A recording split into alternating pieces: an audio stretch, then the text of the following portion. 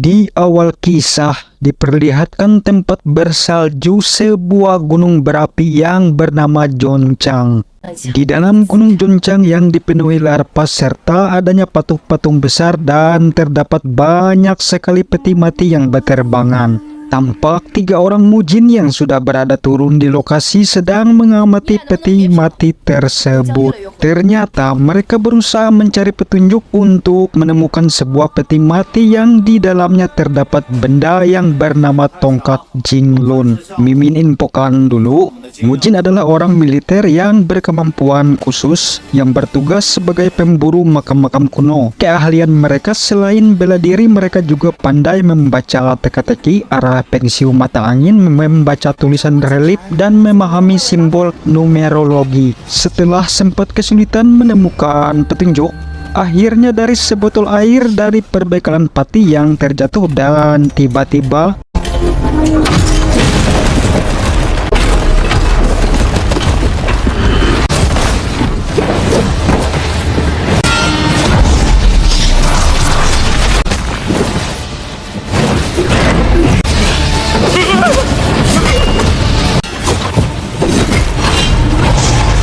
hampir saja perangkap yang bisa saja membuat mereka jadi sate ayam apabila tertusuk tersebut berhasil dihindari. Akhirnya setelah menemukan petunjuk, maka peti yang dicari berhasil ditemukan.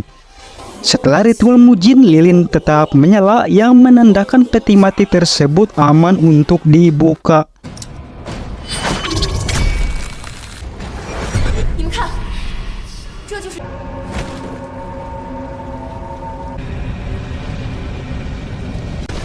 Setelah Wu Bai mendapatkan tongkat Jinglun tersebut, akhirnya keseimbangan medan magnet memudar. Meski sempat kesulitan, namun akhirnya mereka bertiga berhasil selamat keluar dari gunung tersebut. Dan misi awal pun dimulai. Dalam rapat itu, Xiu menjelaskan bahwa tulisan perkamen yang ada di dalam tongkat Jinglun menunjukkan bahwa menara hitam terdapat di sebuah kota kuno yang bernama kota Lopnor. Dan penelitian itu tentunya didasari dari penelitian seorang profesor yang telah hilang saat menggali keberadaan suku Lolan tentang adanya menara hitam tempat seorang ratu penyihir Lolan dimakamkan. Setelah mengetahui misi selanjutnya, berangkatlah mereka semua untuk menemukan kota Lopnor tersebut. Rombongan yang terdiri dari tim arkeologi Badan Perlindungan Budaya yang dipimpin oleh Profesor Lin ini tentunya mereka memiliki seorang pemandu arah yang berpengalaman, sebut saja Master Wei. Xiu menjelaskan bahwa Master Wei sudah seperti sebuah peta hidup. Dan ya, tiba-tiba saja badai gurun datang. Sambil panik, rombongan tetap berusaha agar tidak terpisah antara satu dengan yang lainnya.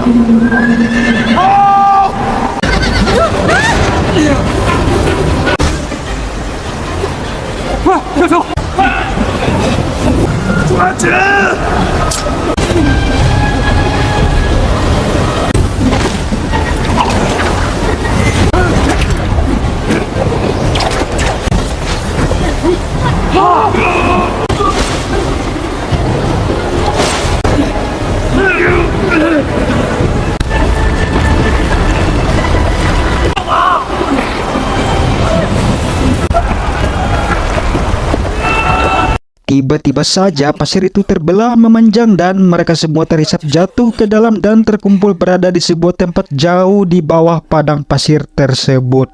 Menyadari mereka berada di sebuah tempat dan yakin sudah berada sesuai arah, mulailah mereka menelusuri tempat itu yang dipenuhi banyak sekali tulang berserakan, sepertinya sebuah makam.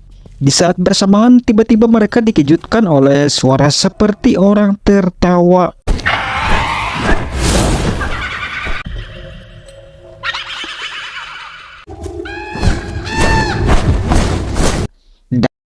Dan ternyata itu adalah seekor burung hantu. Beberapa saat kemudian, Hubei melihat sebuah batu relief dan dengan kemampuan mujinnya akhirnya menemukan petunjuk. Tanpa pikir panjang, dia dibantu Pati mulai menggeser batu relief tersebut dan tiba-tiba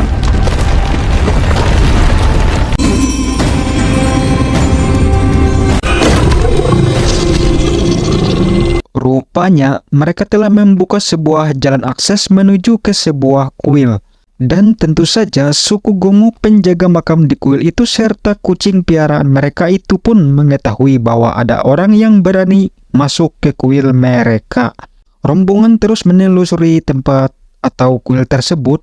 Kemudian mereka mulai berpencar untuk menemukan atau mengumpulkan bukti supaya bisa menjadi petunjuk ke arah selanjutnya. Master Wang mulai merasa ada yang ganjil setelah menyadari Profesor Lin tiba-tiba saja menghilang. Begitu juga dengan Xiu yang tiba-tiba rekannya itu ikut menghilang satu persatu.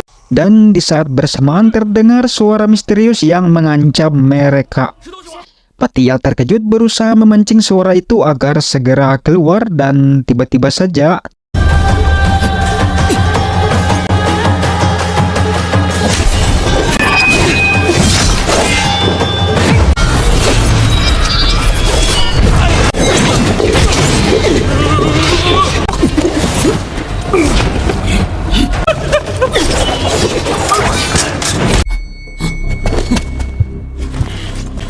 perkelahian segera terhenti setelah Patih mengancam akan membakar sebuah peti mati yang berada di situ. Dan Patih meminta segera melepaskan rekan-rekannya yang tadinya menghilang karena ditangkap oleh penjaga makam tersebut. Tidak mau peti atau makam suci tersebut dibakar, maka mereka pun melepaskan semua rekan-rekannya. Dan di saat mereka sudah terkumpul, tiba-tiba saja muncul kucing besar.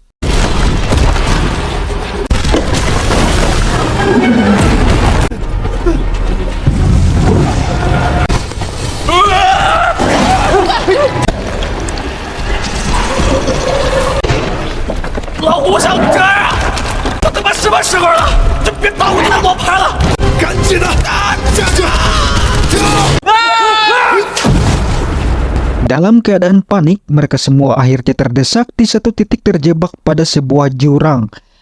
Akhirnya, Hubei mendapatkan petunjuk dari kompas mujinnya yang akhirnya mereka semua melompat ke dalam jurang di hadapan mereka. Suku Gomu penjaga makam yang mengetahui hal tersebut akhirnya berhenti mengejar mereka. Seorang ketua suku itu mengatakan bahwa mereka harus tetap waspada mengingat bahwa orang-orang yang mereka kejar ini memiliki tongkat Jinglun. Dan salah satu di antara mereka itu adalah keturunan dari suku Lowland. Mereka terus hanyut di bawah arus sungai hingga tiba-tiba terdampar di sebuah patung besar yang terbuat dari gunung. Setelah cukup aman, mereka pun beristirahat dan mulai mendirikan tenda. Dan di saat bersamaan si pemandu jalan atau Mr. Wang tiba-tiba memanggil Xiu dan mengatakan bahwa mereka harus berhenti saja, tidak usah melanjutkan misi.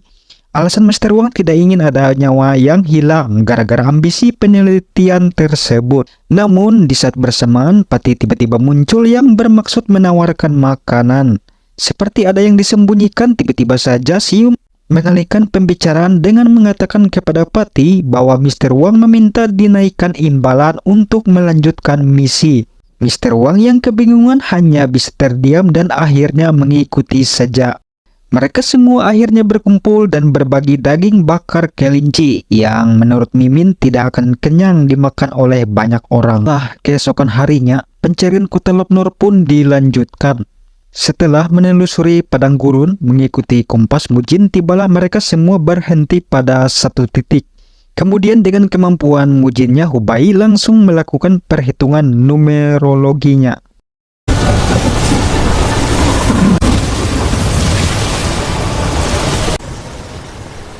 Beberapa saat kemudian muncullah kota kuno Lopnor tersebut ke permukaan. Mereka segera bergegas menuju kota tersebut dan tiba-tiba tanpa sepengetahuan yang lain, Xiu menghampiri jasad yang berada di situ kemudian mengambil sebuah pistol. Entah apa maksudnya, diam-diam langsung disimpan untuk dibawa. Akhirnya sampailah mereka dan tanpa sengaja seorang dari mereka menyentuh benda di situ dan akhirnya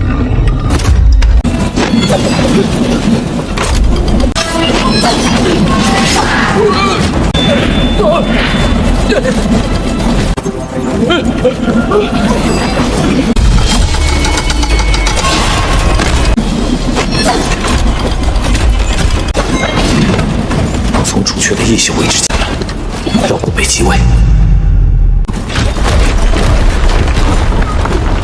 Beruntung dengan keahlian Mujin, Hubei berhasil menghentikan perangkap itu dan kemudian Shirley menyalakan suar yang artinya mereka telah membuka jalan atau tangga menuju ke arah menara hitam tersebut.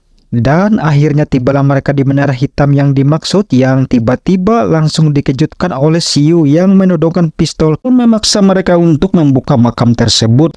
Jadi makam yang disebutkan ini adalah yang tadinya sebuah menara hitam dikatakan. Meski sempat menolak karena tahu sangat berbahaya, itu dibuktikan dengan lilin Mujin yang tidak bisa menyala. Karena diancam, akhirnya peti mati berhasil dibuka. Yang benar saja, saat peti terbuka, sebuah jalan menyerupai kepala ular pun muncul dan bergegaslah Xiu dan si Abah sambil membawa Shirley untuk dijadikan korban buat membangunkan penyihir tersebut. Setelah mereka bertiga masuk, maka gerbang langsung tertutup tersegel kuat. Dan di saat bersamaan monster mengerikan pun keluar dari dalam peti yang telah terbuka tadi. Di saat bersamaan para penjaga kota sudah tiba di situ dan langsung membantu memberikan perlawanan.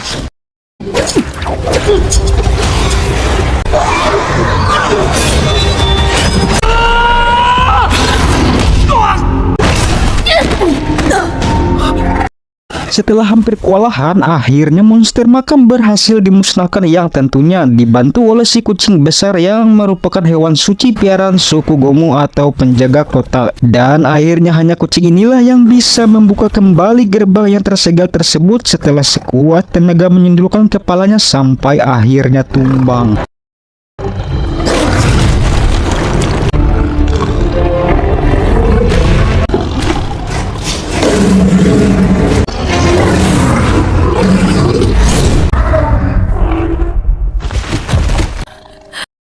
Begitu terbuka, bergegaslah semua masuk untuk menghalangi rencana Xiu tersebut. Nampaknya sudah terlambat. Penyihir raksasa ini sudah terbangun dan tentunya tidak pandang bulu. Dan dengan tekad dan sumpah mereka sebagai penjaga kota, mereka terus menyerang namun tidak membuahkan hasil.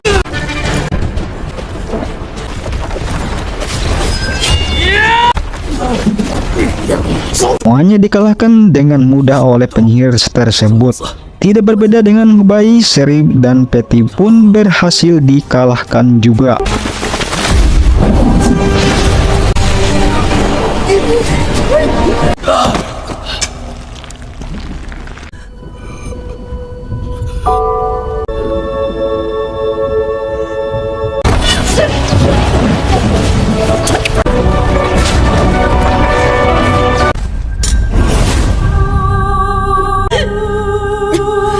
Di saat krisis tinggal Hubei yang masih hidup tersisa, tiba-tiba biji gelang Shirley yang lepas kemudian mengenai pedang suci itu yang menghasilkan suara gema yang mampu membedakan kenyataan dengan halusinasi. Ini pun yang akhirnya menyadarkan Hubei.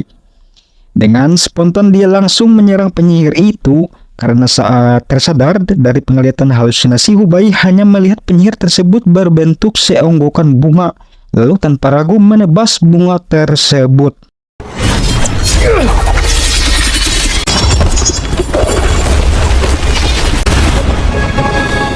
Setelah bunga itu mati, maka efek halusinasi pun hilang, yang artinya penyihir Ratu Laulan tersebut juga telah mati. Setelah tersadar dan melihat semua baik-baik saja, dan lebih mengejutkan lagi, ternyata si Abah ini adalah ayah si Xiu. Setelah si Abah tumbang dari berusaha menolong Xiu tadi dari serangan penjaga kota, kemudian Xiu lah yang kemudian harus tewas.